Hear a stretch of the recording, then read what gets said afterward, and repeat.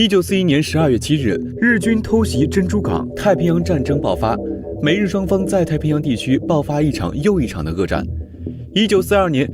日军为了增强在南太平洋的防御态势，决心占领新几内亚的莫尔兹比港和所罗门群岛中的图拉吉岛。因此，日本海军大本营将目光放到了世界上最大的海——珊瑚海上，意图占据这一片重要的海域，从而为美日交战赢得先机。1942年的初夏，这片曾经十分和平的美丽的大海便不得不屏住呼吸，目睹人类历史上的第一场超视距海战。那么，此战的最终结果将会如何呢？又对交战双方有什么影响呢？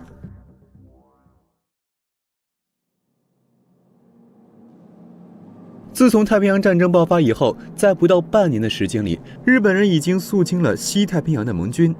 夺取了大于本土10倍的新领地。从开战开始，仅是被日军俘虏的同盟国军队就有25万人，而日本方面的人员损失不过1万人。从军事上讲，这当然是个赫赫战果。1942年4月16日，日本军令部提出第2阶段帝国海军的作战目的是歼灭太平洋、印度洋地区的敌方舰队，这就意味着日本海军放弃了长久坚持的战略守势，转而准备在太平洋战场展开连续作战，意图趁两国海军实力接近时，逼迫美国海军与其早日决战。相比之下，日本联合舰队司令长官山本56的态度更加激进。4月下旬，联合舰队在巨型战列舰大和号上举行了总结第1阶段作战的研究会。山本56明智地意识到，随着时间推移，我方的劣势将加速推进。对此，在接下来的战斗中，如何才能确立持久战，必须经常对敌人痛处予以猛烈攻击，若不如此，将难以保持不败之态势。但是，究竟哪里才是敌人痛处呢？日本陆军主张攻取亚洲大陆，海军则主张扩大海上版图，甚至在海军内部也存在着极大的分歧。军令部主张继续南下，占领澳洲，而联合舰队方面却认为应当首先东进，夺取中途岛。山本56一再重申，只有歼灭了美国的航空母舰，才能确保日本在太平洋上的安全。最后，双方妥协的结果是，日军同时在南、东2个方向出击，军令部对南方的进攻导致了珊瑚海海战，而山本56的东进计划则导致了稍晚爆发的中途岛海战。直接引发珊瑚海海战的作战行动叫做 MO 作战，目的是占领新几内亚的首府莫尔兹比港。对日本来说，占领这一基地可谓一举两得，既能保护拉包尔以及新几内亚的日方军事要地，又可限制澳大利亚北部美方航空基地发挥作用。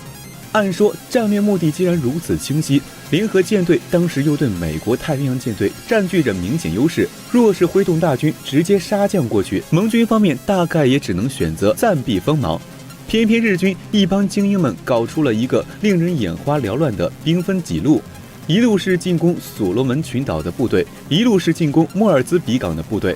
两路一共拥有翔凤号航母以及若干军舰，取名为 MO 攻略部队。最后还有一路位于所有部队的最东侧，拥有翔鹤与瑞鹤2艘姐妹号航母，取名 MO 机动部队，负责为攻略部队提供空中支援。按照日本方面的如意算盘，联合舰队将在2天后完成珊瑚海战役的胜利，之后参战航空母舰都将北上转用于中途岛战役。只不过珊瑚海不是珍珠港。5月5日，拥有列克星敦号与约克城号2艘航空母舰的美国海军第17特混舰队已在珊瑚海地区严阵以待。这并不是巧合，美国情报局早在同年1月就可以顺利地破译日本海军的行动交流信息。美国人甚至知道即将南下的2支日本机动部队的兵力编程、行动计划以及部队出发日期。自此，一场大战也即将在美日中爆发。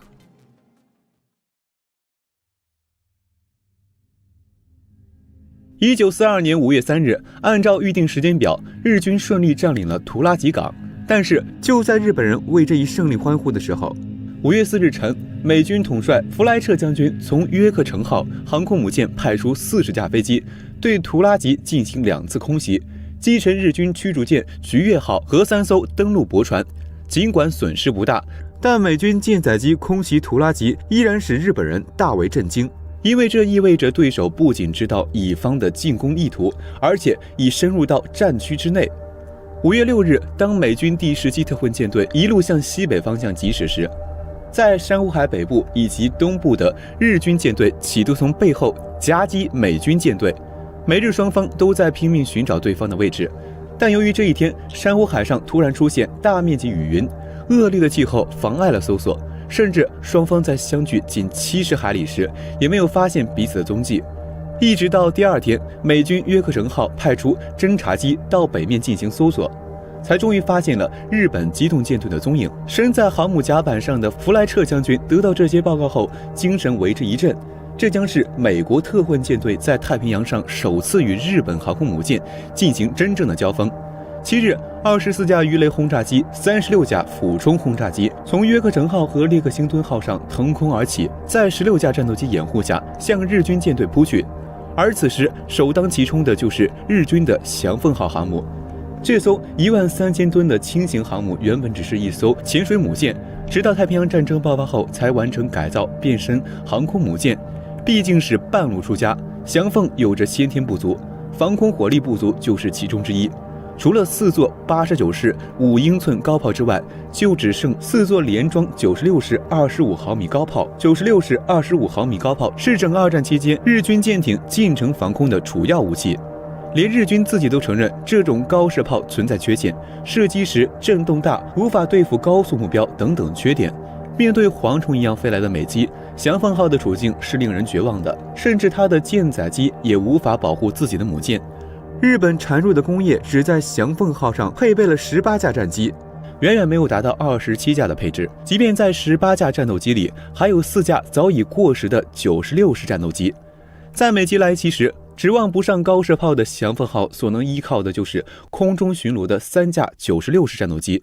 一番空战后，日机击落1架美军轰炸机，乙方全军覆没。随后美军战机一拥而上，翔凤在海面上拼命左闪右避，但面对美军密集的炮弹，还是不可避免地被击中13枚炸弹和7枚鱼雷。顷刻间，整艘航母就变成了一个大火球，沉入大海。战后统计，800余名舰员中有636人死亡。其实这一天的战斗中，日军也并非只有损失，差不多在美军发现翔凤号的同时，日本侦察机也发现了目标。不过日军却把美军舰队中33500吨的大型加油船尼奥肖号看成了航母。如狼似虎的日本精英飞行员毫不吝啬地将鱼雷和炸弹倾泻在尼奥肖号上，几分钟内油船便燃起了熊熊大火。不久后，舰船沉没，舰员们纷纷弃舰逃命。两相比较，美军毕竟击沉了一艘日本航空母舰，而日本却只是一条游船。对日本海军来说，这是不堪忍受的耻辱。然而令双方都没有想到的是，一场更大的战争也即将展开。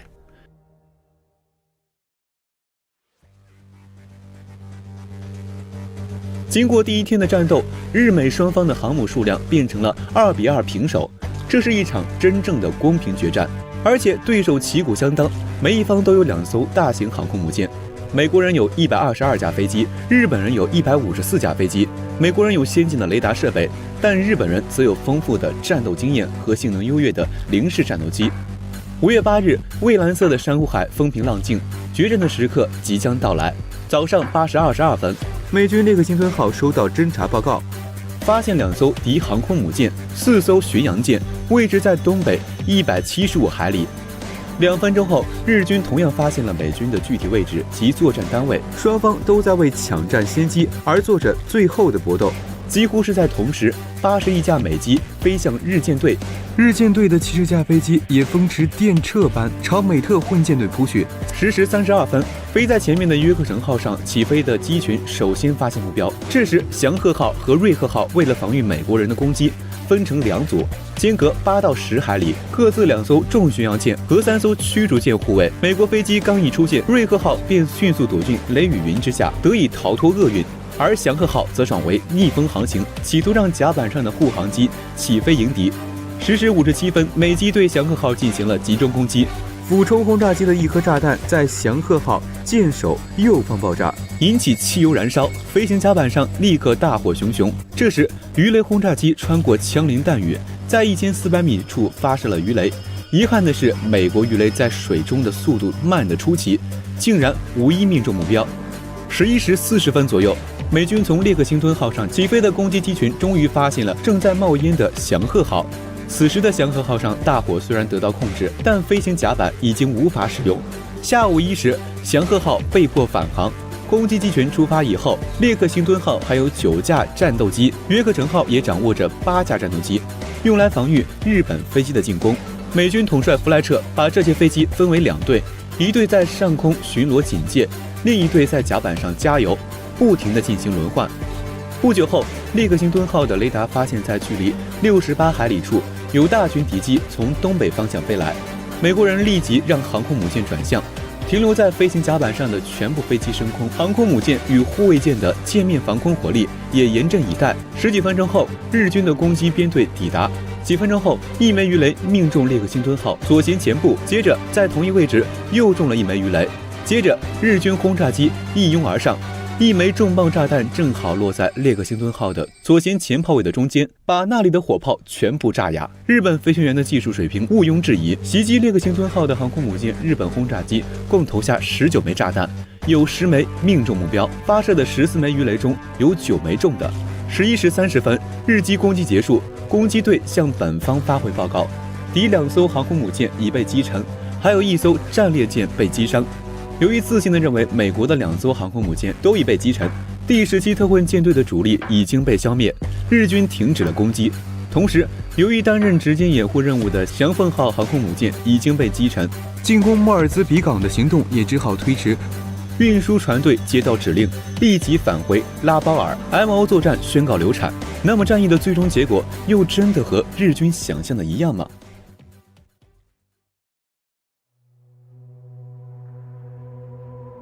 这或许是日本人在珊瑚海海战中犯下的最大错误。美国的2艘航空母舰之中，非但约克城号经过损管队的奋战仍具有作战能力，就连中弹极多的列克星敦号情况也比日本人想象的要好得多。毕竟这艘4万吨级的航空母舰是由战列舰改进而成，其甲板和防御钢板的坚韧程度几乎与战列舰不相上下。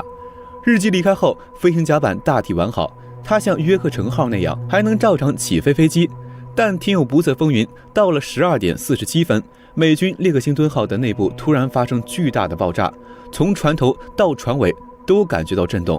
原来航母的燃料箱在袭击中受损，燃料蒸汽泄漏后被一台忘记关闭的发电机点燃，爆炸一次比一次强烈，燃料点起的火焰窜到了船的上层，爆炸导致总水管破裂。在这种情况下，想要扑灭火焰几乎是不可能的事。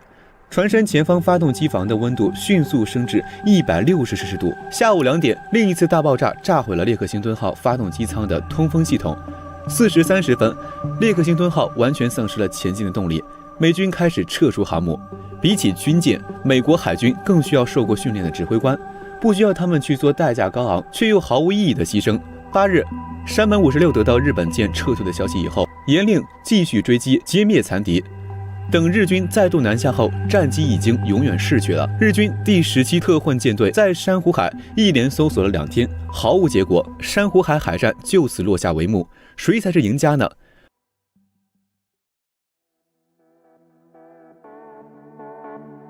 表面上看，日本以1艘轻型航母的代价击沉了美军1艘大型航母，这是日军的大胜。甚至纳粹德国元首希特勒亲自向东条首相发出贺电来夸奖这场大胜。但日本人为珊瑚海的胜利付出了什么样的代价呢？当攻击美军舰队的日军战机返航时，祥鹤号已经退出战场，瑞鹤号收回了2艘航空母舰上的飞机，2艘航空母舰的舰载机竟然没有摆满瑞鹤号的甲板。瑞鹤号空勤人员损失约40%，祥鹤号损失约30%。此时的日军海军还没有意识到，珊瑚海海战这样的胜利消耗了日本海军富有战斗经验的飞行员队伍，刚培养建立了东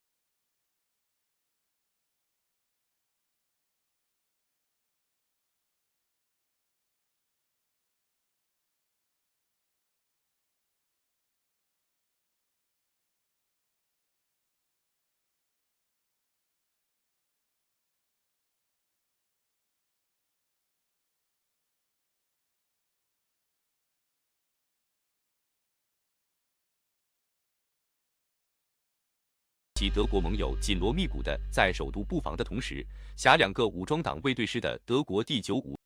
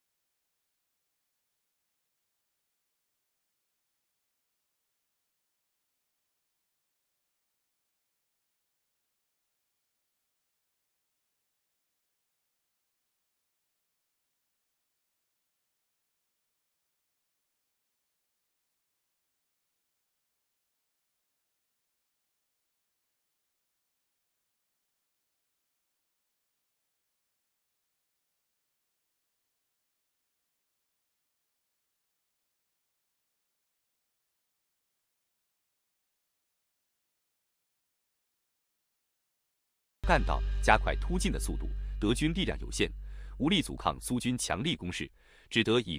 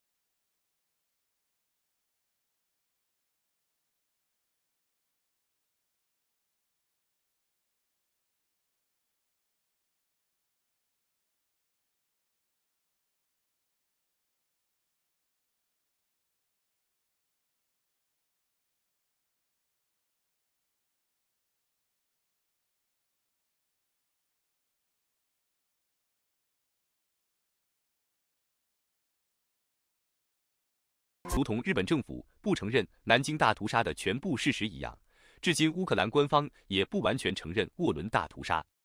二战时期的波兰治下的沃伦地区，现在是乌克兰西北部。原本不起眼的沃伦地区，却是一个波兰人、乌克兰人、犹太人混居的地方。可想而知，这样一个人种混杂的地方，很容易就成了当时纳粹德国和苏军眼中的焦点。从1939年到1945年，沃伦的控制权频繁易主，沃伦的地区的老百姓也因此风雨飘摇，没有安宁时。二战爆发前夕，犹太女孩索西亚和一个乌克兰小伙举办了婚礼，场面其乐融融。但是此时仇恨已经暗流涌动，婚礼上的乌克兰人在讨论着被波兰殖民者拿走的最好的土地，强拆了东正教堂，推行各种强迫波兰化的政策。结果婚礼上人们就起了冲突，双方用农具打架时受了伤，留下了影片的第一滴血，暗示了未来更严重的流血冲突。索西亚有一个妹妹索菲亚，她也有了一个乌克兰心上人。就在两个人偷尝禁果之后，父亲却为了钱和土地，把她嫁给一个波兰老官夫，索菲亚就成了波兰人的妻子，生儿育女。没多久，苏联红军来了，打土豪分田地，把波兰富农们统统押送流放，也包括索菲亚的丈夫。索菲亚也被牵连落难。乌克兰人此时成为了苏军的拥护者。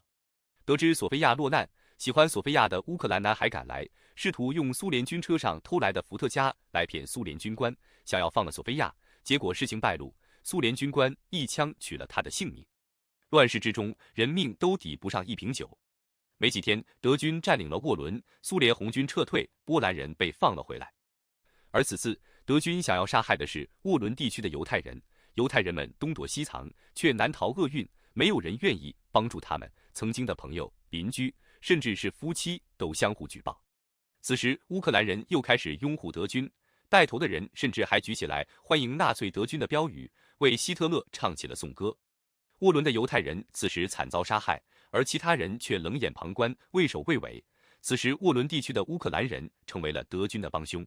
索菲亚此时带着丈夫的两个孩子正是犹太人身份，为了不被德军发现，索菲亚一直在教两个孩子乌克兰语。苏德之间的战争并未结束，一支由乌克兰人组成的起义军又站了出来。他们的旗帜很高尚，乌克兰的土地，乌克兰人做主。可是他们的手段却比纳粹还要残忍，他们开始四处屠杀沃伦境内的异族居民，尤其是波兰人。东正教堂成为了他们鼓动极端民族情绪的场所。昔日农田里嬉笑怒骂、共同劳作的村民，成为了高举镰刀斧头的恐怖的杀人狂魔。此时，索菲亚仿佛坠入了地狱一般，因为他们家既有犹太人，又有波兰人，是德军、苏军、乌克兰民族主义争相绞杀的对象。索菲亚不得不带着孩子开始逃亡。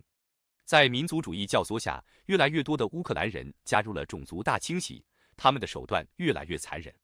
一个波兰士兵被起义军团团围住，等待他的死法是两马分尸。平常朴实的农民此时成为了杀红眼的嗜血狂魔，他们挥舞手上冰冷的斧头镰刀，向身边的波兰人杀去，不论男女，无论老少，甚至以虐杀为乐。他们杀进波兰教堂，杀光了里面所有避难的人，包括神父和婴儿。他们活生生地挖出女人的眼睛，当着女人的面生生扒下她丈夫的皮，残忍地将儿童包在干草里活活烧死，还看着哈哈大笑。整个屠杀过程血腥残暴，极度恐怖，即使明知道这是电影，可是仍然看得人头皮发麻，心惊胆寒。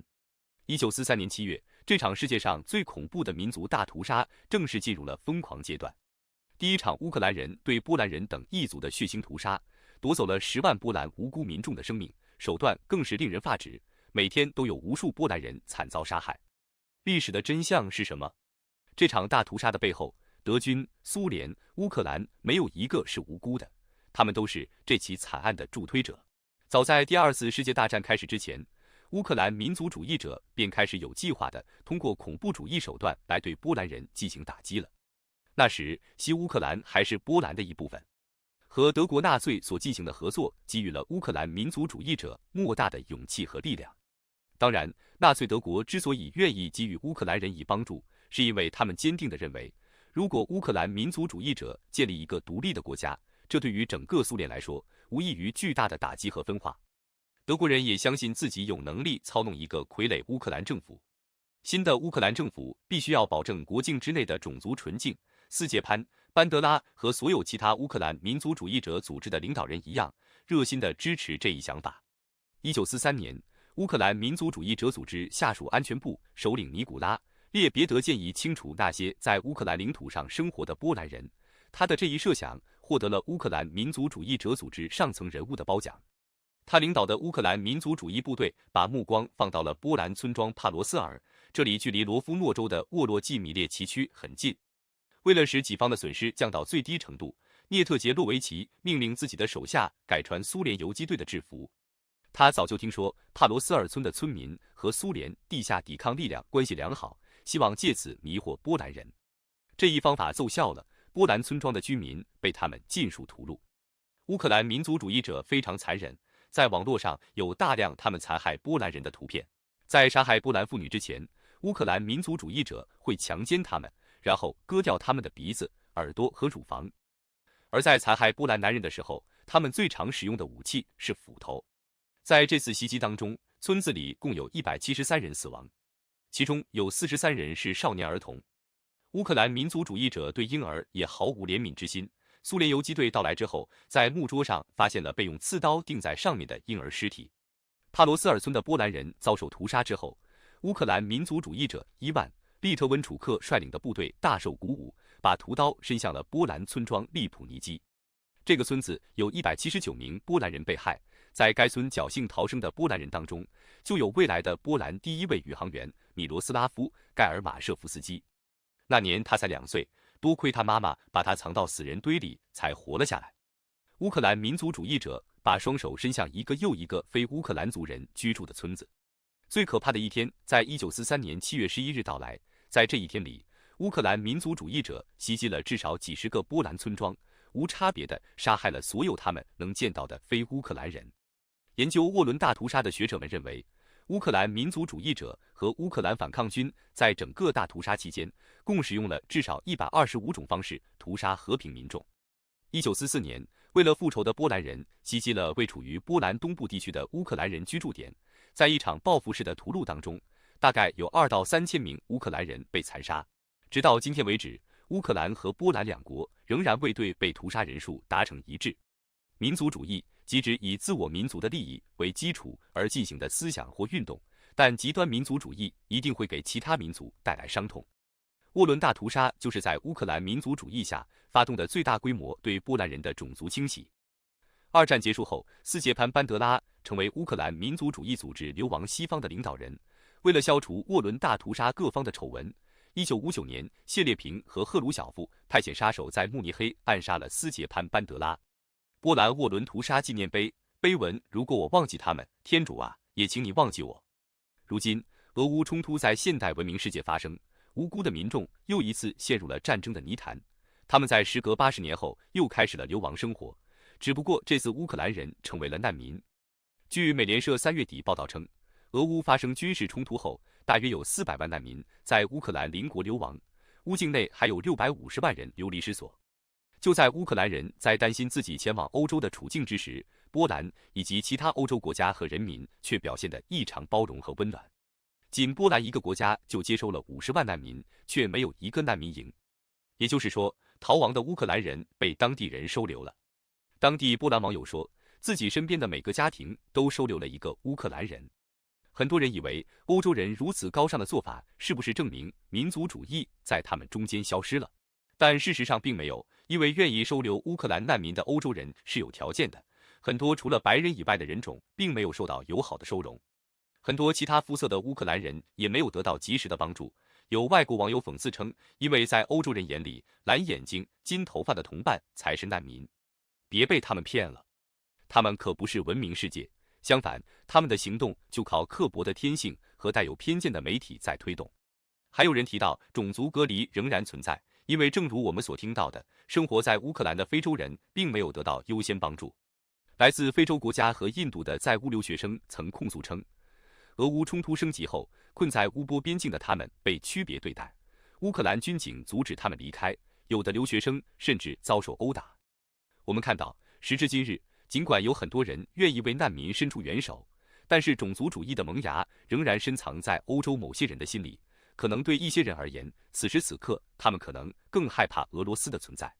不知道绝大多数乌克兰人是怎么想的，但是我们却看到了一个在美国和俄罗斯之间摇摆不定的乌克兰政府。这不得不让人想到乌克兰人在二战时期对待德国和苏联的态度。正是因为这种没有立场的态度，在受到恶人蛊惑下，乌克兰人酿成了惨绝人寰的沃伦惨案。